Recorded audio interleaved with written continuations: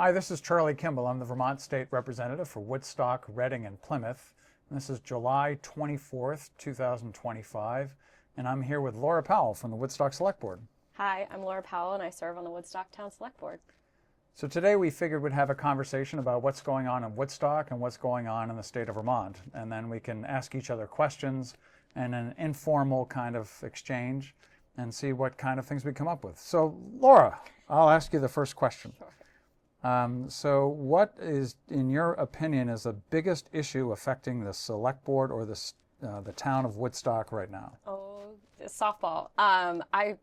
In my opinion, the biggest issue facing Woodstock, and certainly for the select board to crack right now, is housing and figuring out how to build and develop more housing in Woodstock. We know from an Economic Development Commission study commissioned before COVID that we're in need of about 500 units. I think that number is far greater now. And I think we know from the way that we see businesses operating or not operating that we desperately need more housing for workforce. We need more housing for younger people. We need more housing for young families. But we also need more housing options for people who are overhoused and aging out of their homes and maybe want to downsize and free up that inventory. So something like the home share program too, right? Yes. That the senior center is advancing. Absolutely. So let me ask you a question, because in 2003, I think there was a report called Between a Rock and a Hard Place, and it was about housing in Woodstock and just trying to figure out where it could be developed. And there was a lot of folks that just didn't want it in their backyard. And now we have a new program at the state level that's called the Community and Housing Infrastructure Program. And I've talked to a number of folks, three, that are interested in utilizing that program to build new housing in Woodstock. So have you also heard from people that are interested in doing that? Yeah, we have a lot of folks, whether they be employers or smaller developers that have owned land for a while, that are very interested, especially now that we own the water company in the village and have more opportunity to connect them to the system. I think we're going to see maybe some of those things realized. We're also working at the Planning Commission level to review our housing bylaws and make sure we can encourage infill development. Is that the town planning, or is it the regional planning commission, or both? Both. So the regional planning commission, Two Rivers, Ottaquechee, is helping us review our right now our village bylaws. So we have a shared energy coordinator, which means that we share this role with other towns. They work for Two Rivers, and their name is Harry, and he's been helping us walk through this process to identify what is best practice and how can we swap that out, what is compliant with state law, because of last year's legislation and this year's legislation. There's a lot we need to keep up with. And also what is legally defensible and not ambiguous. There's sometimes ambiguity in our bylaws, which leads to really long permitting timelines, which we know can delay housing development. So in 2024, the legislature, through Act 181, created exemptions for developing housing, exemptions from Act 250. Yes. To develop housing in certain communities, and the village of Woodstock does not qualify. It has zoning, it has water, it has sewer, but it doesn't have subdivision bylaws. Is that something that the town is working on? Okay. Yes. Yeah, and then I know that there's one housing development that has to, certainly right now, go through that Act 250 process, and adds costs, it adds time. So you're hopeful that that's going to happen anyway, or when are the subdivision regulations going to come through? So the subdivision bylaws, our last planning commission meeting, which was last week, we went through the subdivision bylaws and did red lines. Harry did red lines and presented them to the commission, and then we discussed them and moved through. So we hope to be done with the bylaws in September for our initial review. In August, our August meeting is coming up. We're doing future land use mapping also with Two Rivers and Kyle Hansen. And so they're going to talk a little bit about that process and what we need to do. And then hopefully we'll be done with the bylaws by the end of the year, and then go right into town planning and future land use mapping.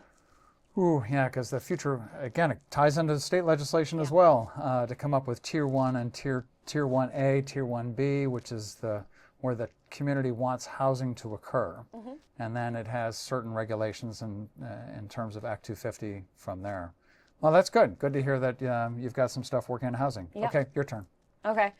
Well, this year was a really big year in the session. There was a lot of contentious stuff you guys passed, especially the education bill. I'm on top of it, but maybe some of our other constituents aren't in terms of the impact that it has on our district. And I've heard a lot of maybe fear, worry, concern from folks who are afraid that this means that we're going to lose our school and lose our district. Can you talk a little bit about what the next steps are, because we have a year left in the biennium, and kind of what you plan to hammer out this next year? Sure, yeah, it was a long session. I mean, we extended the session into overtime, so it was June 16th when we finally adjourned. We're not in session now, so most of the legislators have summer brain, so they're not really thinking about specific legislation. But the it was bill number H454. Can't remember the name of the act. Legislators only remember the names of the bills that you work on. So that called for a wide-ranging change in everything education, how we pay for it, how school districts are configured.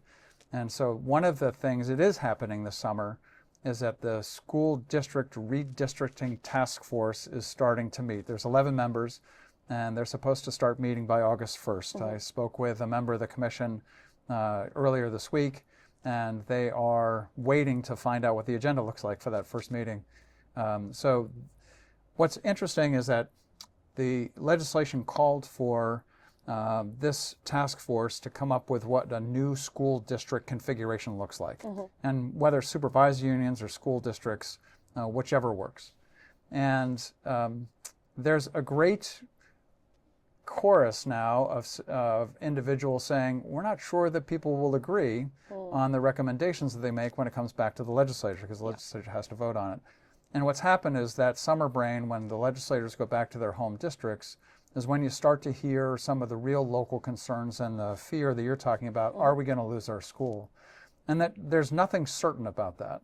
And it's really trying to look at, especially at the high school level and also middle school, looking at some regional high schools and where would that be in order to take advantage of some economies of scale where high school students would really benefit from that diversity of population, more academic offerings, and more extracurricular activities. So that's one aspect of it. So there's nothing certain in terms of what's going to happen. What is going to happen, I can guarantee, is that we're going to have fewer school districts than we have now. We have 119. The governor's proposal was to go to 5. So somewhere between 10 and 25 is probably where we're going to end up, with school districts of a minimum size of 4,000 where it's possible. It's really hard in rural areas like we are now. Yeah. So, and I hear the concern about what does that mean for our AP classes? What does it mean for other academic offerings? And at the same time, we've got Hartford High School, which is experiencing PCB contaminants, and they're trying to figure out what are they going to do with the building. Right. So maybe there's an opportunity to work with Hartford.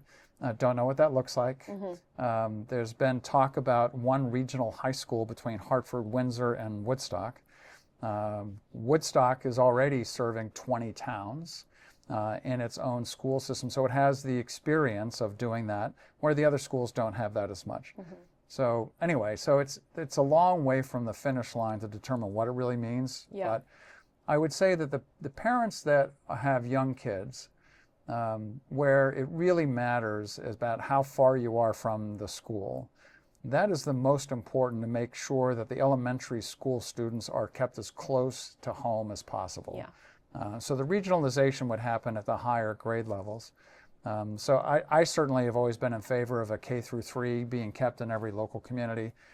In some places, that's still not feasible. I mean, we've got a declining student population in a lot of areas. So to try to address that is really hard. It's painful. Those are hard decisions. And when I went to the legislature, I knew it was going to be difficult. And that difficulty is not over. Yeah.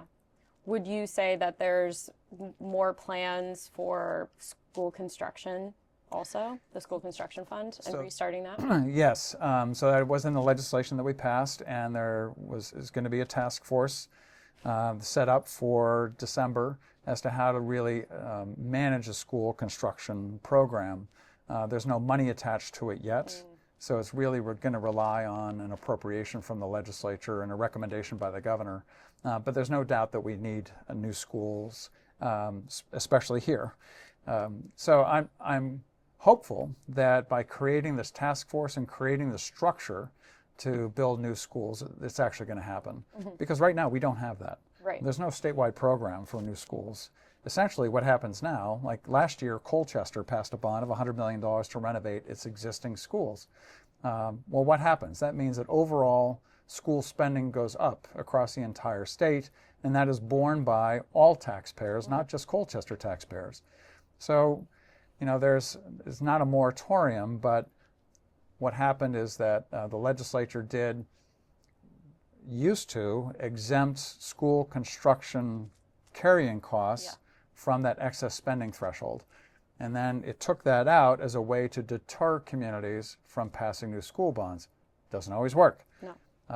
So anyway, we're dealing with that in-between period where there's a clear need for new schools and there's no financing yet in place for it.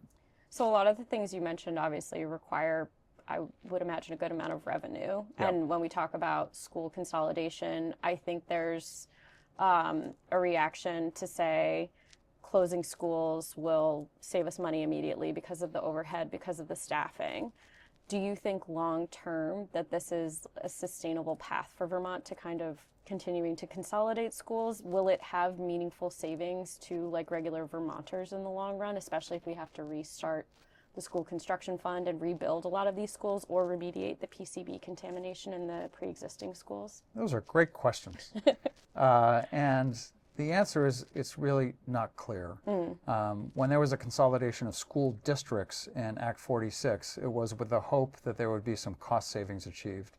And there were, but the cost savings that were achieved were then reapplied to other programs or other initiatives. So it really requires an incredible discipline in order not just to say, yes, we saved money on X, Y, Z, but now we're going to just invest money in another area. So I think the attitude in the legislature is to really stay focused and that to make sure that it's not just money we're talking about, but the quality of education, the opportunity for the kids across the state, because it's not equal right now. And even though Act 60 was an attempt to equalize educational opportunities across the state through the finance system, it still ends up today where you've got communities that are underfunding their local schools because they don't want to have a higher tax rate. But in reality, what you do at your local level, sure, does affect your local tax rate. However, what is happening throughout the rest of the state is really what affects the local tax rate. Yeah. And it's just, it's really hard to manage that way. Yeah, absolutely. Are there more opportunities, you think, this biennium to identify funding opportunities that could help these costs that we see coming down the pike? Always turning over rocks. We're already a high tax state, and so it's really hard to add another tax. So it's there are some programs, hopefully, that in the next few years will cycle off, that we can then take those savings or the money that's being allocated there and apply it to school spending. So that's possible. And if you talk about regional schools, then you do have some efficiencies just from the operation of facilities. Sure. But we have to remember that 80% of education costs are personnel related. Yeah. And so if you don't address that, then you really don't address the overall expense.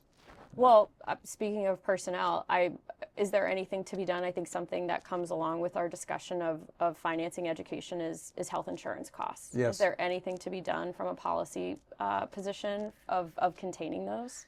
Yeah, that's the big question. So we had some initiatives passed this year in the legislature to try to contain healthcare costs, whether it's prescription drugs being administered at the hospital level and what that is doing to individual patients. That's huge. We've got a financial crisis really in our healthcare system with some hospitals that are teetering on solvency or insolvency, as it were. So that's a separate issue to solve, and how do you address those questions? And Vermont has an extremely high cost of health care when compared to other states, even neighboring New Hampshire. So there's got to be a way to fix that. Nobody's come up with the right solution yet. Could it be housing? There's a housing crisis in every rural part of the country. But, and I was just listening to the radio about the average housing price, I think, is $450,000, which is incredibly high compared to where it was even 2 or 3 years ago. Yeah. Some of it's COVID related, but there's really the story of those who already have house equity are able to then buy another house, and those that do not have any house equity are not able to buy. So it's a have and have not. So there are some programs we can do around housing, but housing has been the issue for a long time. Absolutely. My turn. Yeah. Sorry. Okay.